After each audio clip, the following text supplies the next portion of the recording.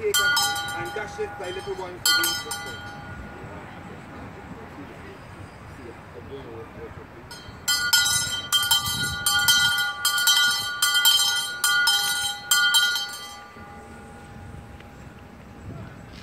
Give thanks. That's it.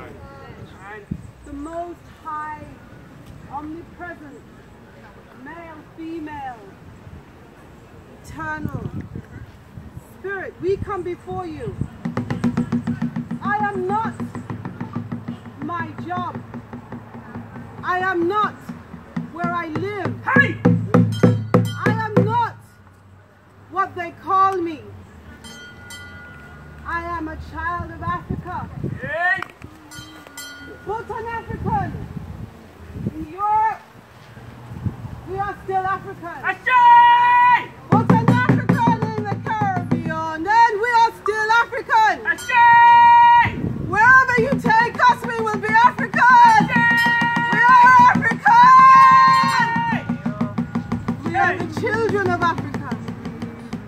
We give thanks for Mother Earth, for you feed us. We give thanks for the air, for we breathe. That's it. We give thanks for the water, for we drink. That's We give thanks for the fire, for we are sanctified. That's it. We give thanks for those above and those below. We give thanks for those who remain in us. For we are African. They stole us. They lied to us. They took away our tongue. They told us to straighten our nose. They told us to straighten our hair.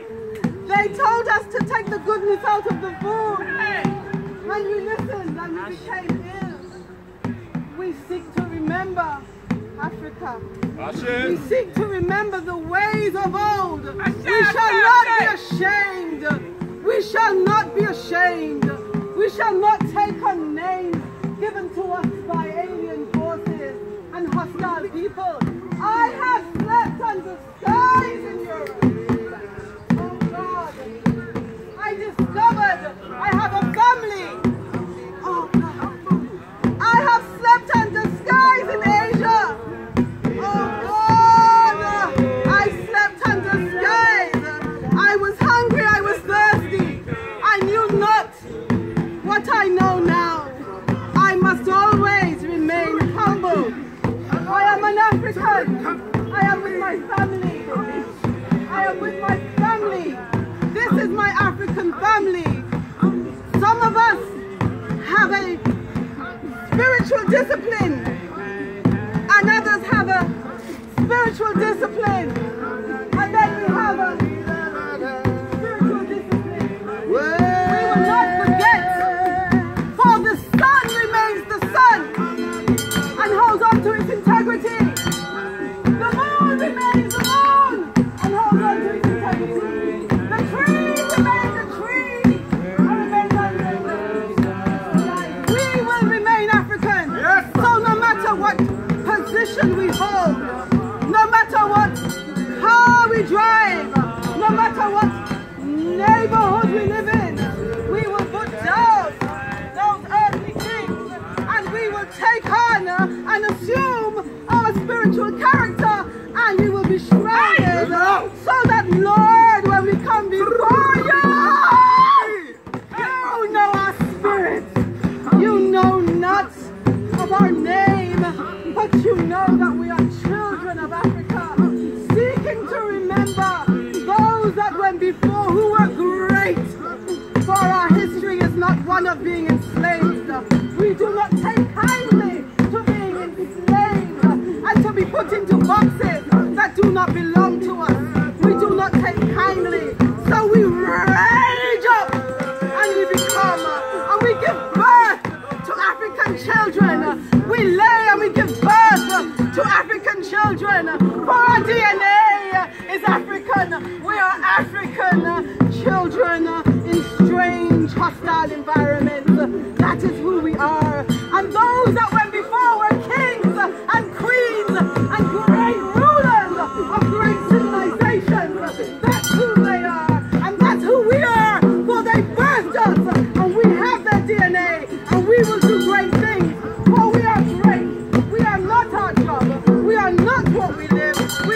matter what we own, we must be defined by purpose. So we were great, we remain great. And then we were captured and lied to. Our tongues were taken from us. We were forbidden to practice that which is ours. We were made to be ashamed of our melanin, the richness of our melanin. How dare they come before us without apology? They must apologize. We remember the greatness. We acknowledge the children who come from our womb, for only we can bring forth those children. You cannot be an African unless you come from an African. That is just how it is ordained to be. It is a divine order. And so the children who come must know about their greatness. They must know that apart from that we have encountered, we remain great. And we must remember the children yet to come. We must remember our greatness. We must remember who we are. Oh, we are the children of Africa. We are the children of Africa. We are the children of Africa. And it's for freedom that we're fighting. We are the children of Africa. And it's for freedom that we're fighting. We are the children of Africa, and it's for freedom that we're fighting. We are the children of Africa, and it's for freedom that we're fighting. A heavy load, it's gonna take some real strength. A heavy load, it's gonna take some real strength. We are the children of Africa, and it's for freedom that we're fighting. We are the children of Africa, and it's for freedom that we're fighting. A heavy load, it's gonna take some real strength. A heavy load, it's gonna take some real strength. Unzima lamthwalo, ufuna madoda. Unzima lamthwalo,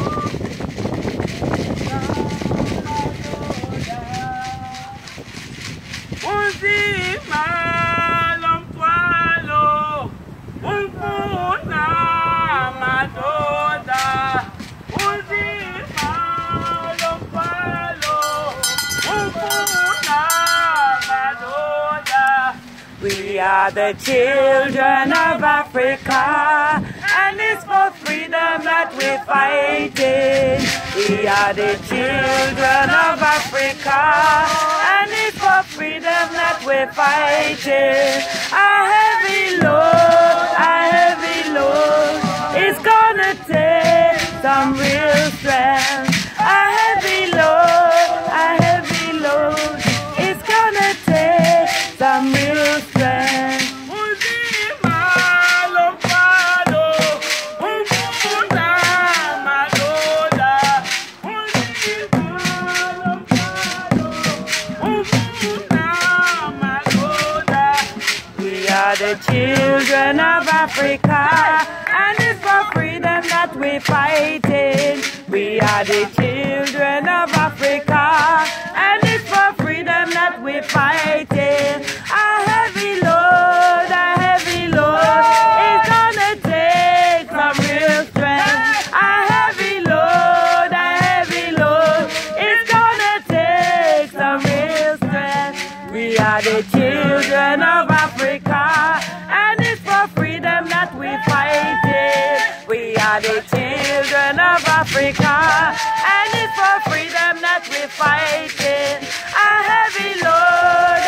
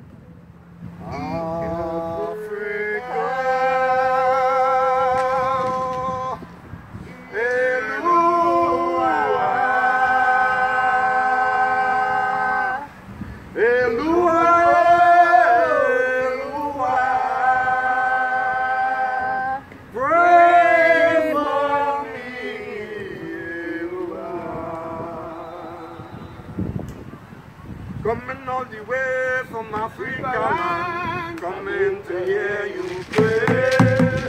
Coming all the way from Africa, coming to hear you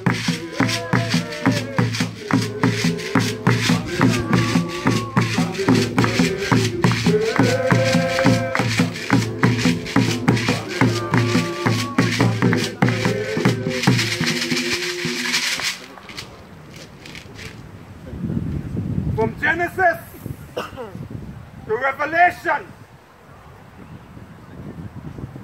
the European only entered into the Bible in Romans. Only in Romans did the European enter into the Bible. From Genesis, it was strictly of Africans they would. Hello? Hello? Hello? Hello?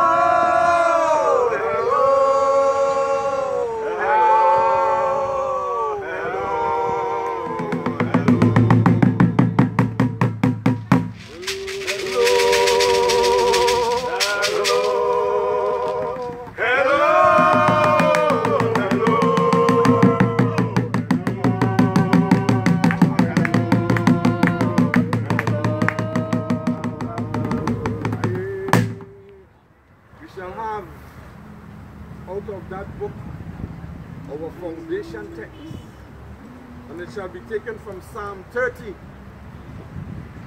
I want to read that, but I'm going to thank you.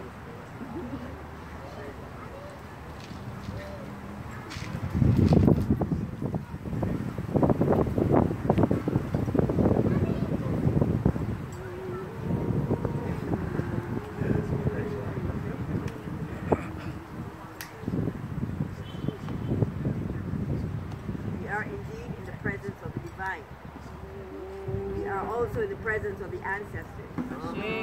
So we are in a very beautiful and sacred space. And so let's hear what the Spirit of our Divine is saying to us and where we are along our journey of liberation. Psalm 30. I will extol thee, O Lord, for thou hast lifted me up and hast made not my foes to rejoice over me. O Lord my God, I cried unto thee, and thou hast healed me. O Lord, thou hast brought up my soul from the grave. Thou hast kept me alive, and I should not go down to the pit. I shall not go down to the pit. I shall not go down to the pit. I shall not go down to the pit. I shall not go down. Sing unto the Lord, O ye saints of his, and give thanks at the remembrance of his holiness. For his anger endureth but a moment. In his favor is life. Weeping may endure for a night, but joy cometh in the morning. And in my prosperity I said, I shall never be moved. Lord, by thy favor thou hast made my mountain to stand strong. Yes, sir. Thou didst hide thy face, and I was troubled. I cried to thee.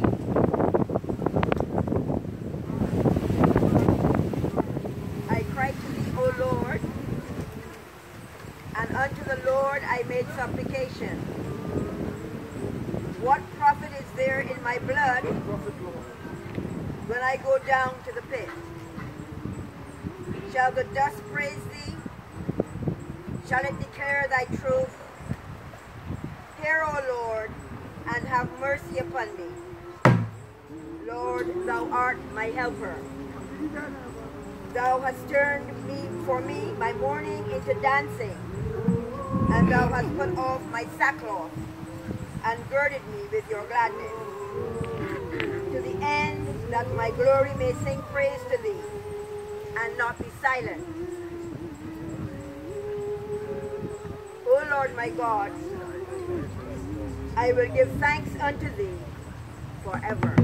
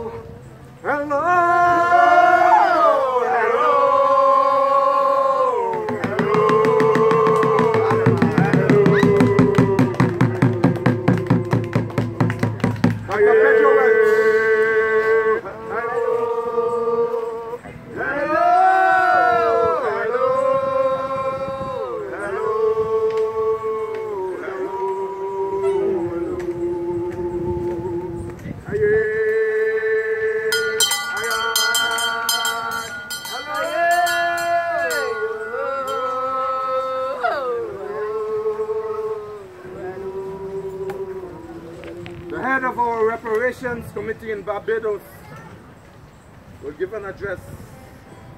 Brothers and sisters, Dr. Pedro Welch. Thank you, brothers and sisters. Comrades, compañeros, compañeras, we're happy to be with you today. I am a descendant of an enslaved man called Brewster on a plantation owned by a man called Thomas Rupp. I'm a descendant of another lady called Mammy Luca, who was on a plantation in St. John. I have unearthed them, found them, and because I have found them, I have reclaimed my heritage.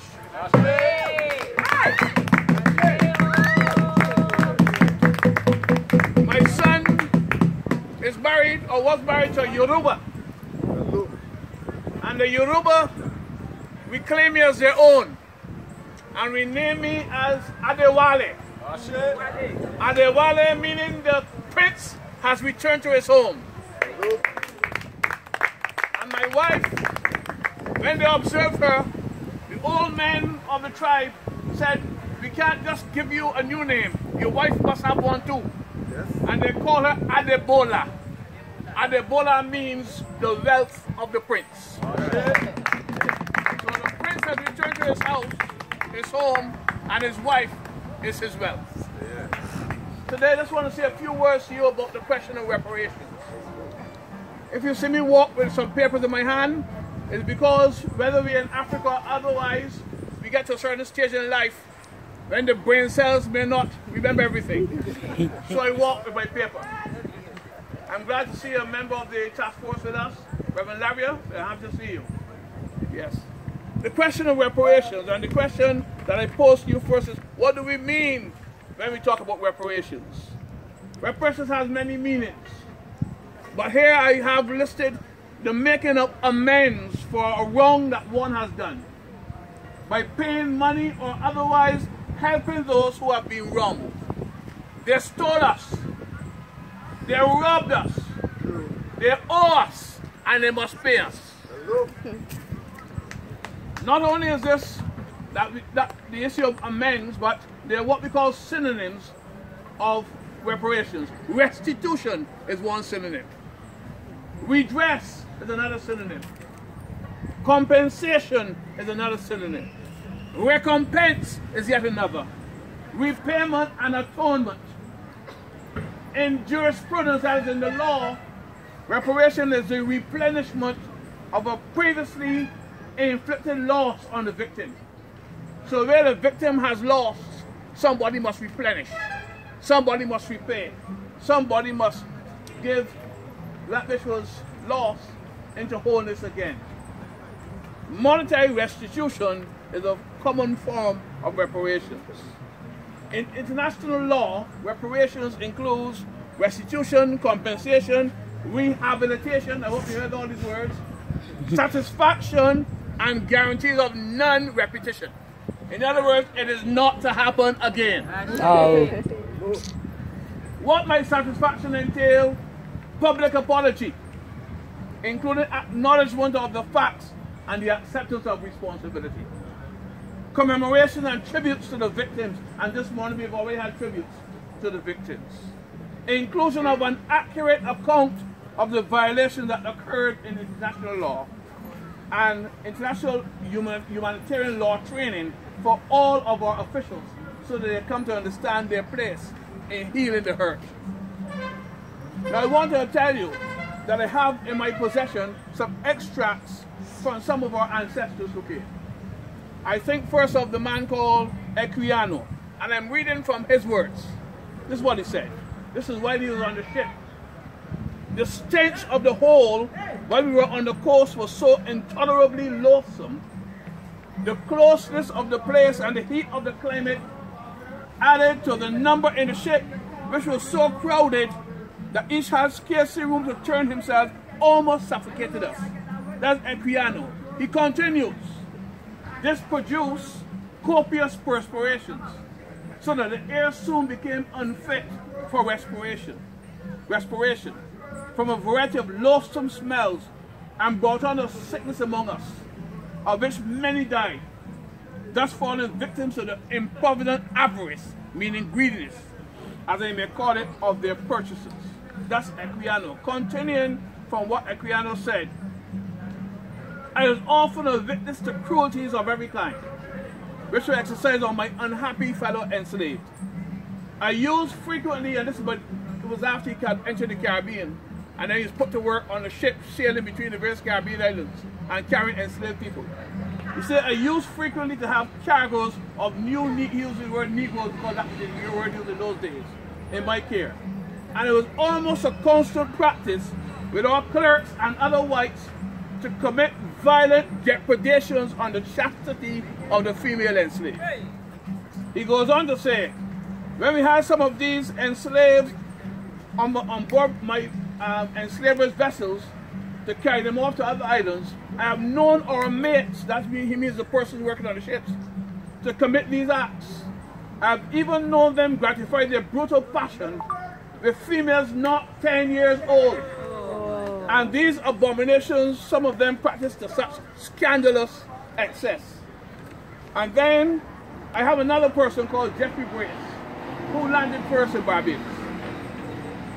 Jeffrey Brace wrote his memoirs, or rather dictated his memoirs, when he had been taken to the United States of America. He got his freedom from those who had enslaved him after the American Revolution began. And when he got old, he got blind, so he dictated his memoirs, what he remembered of being taken from Africa, from Ghana, taken to Barbados, and then from Barbados to the United States. He says, talking about this time on the ship, but in a short time I was forced into the hold, where he found my comrades with about 30 more poor African wretches, whom the ship's crew had stolen from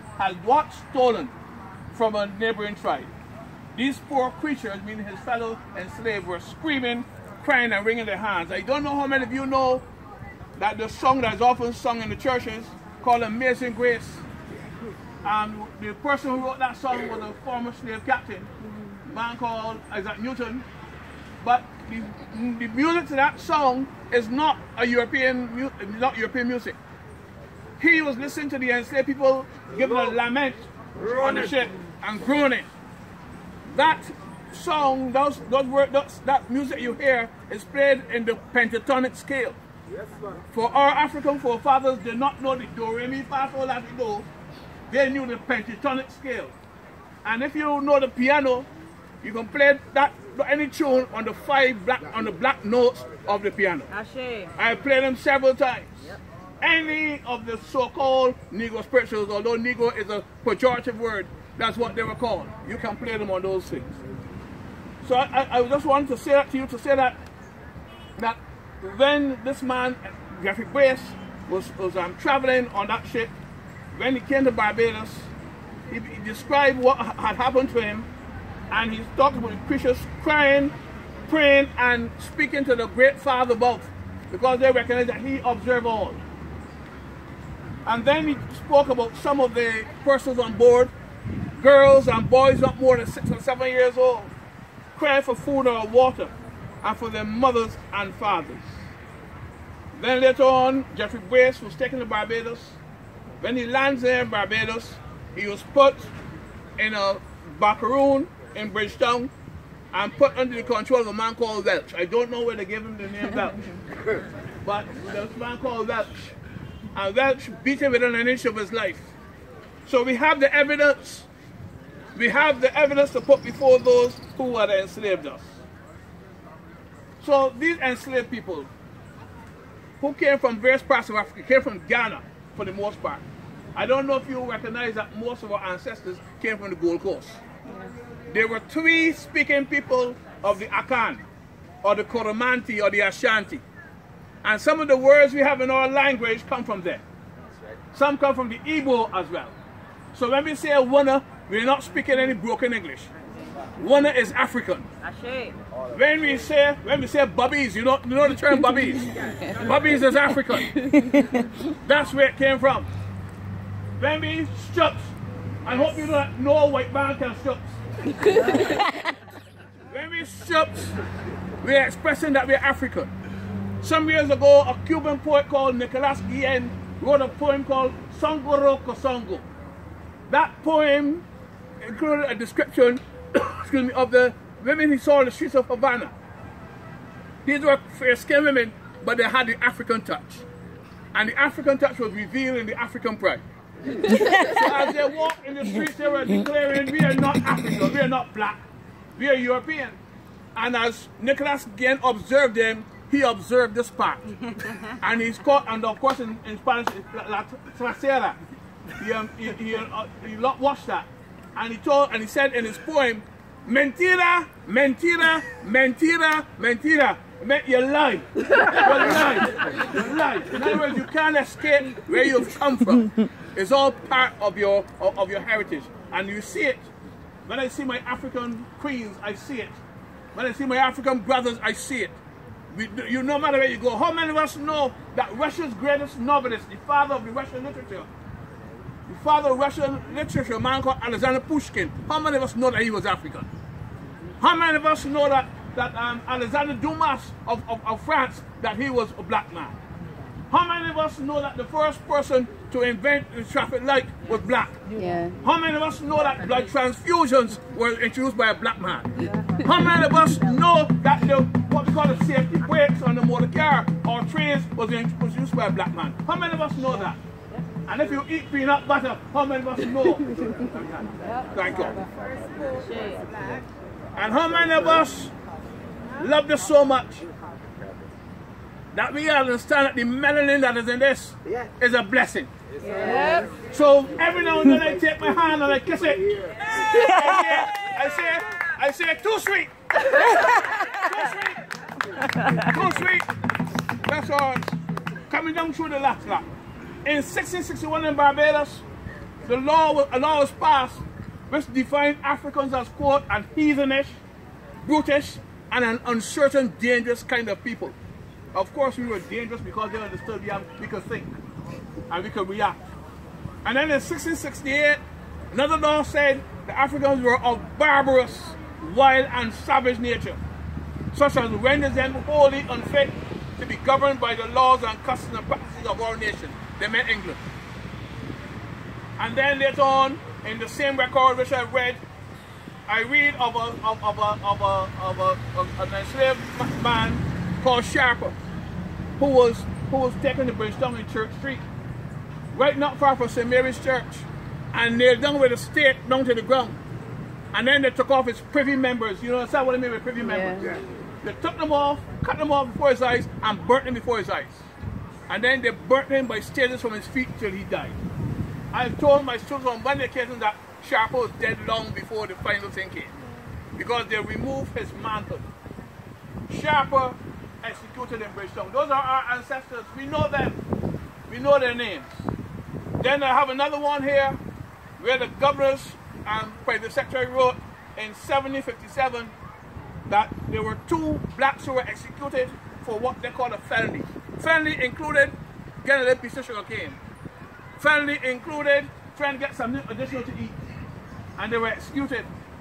And it says that the funeral was attended by a great number of blacks. So I want to tell you this.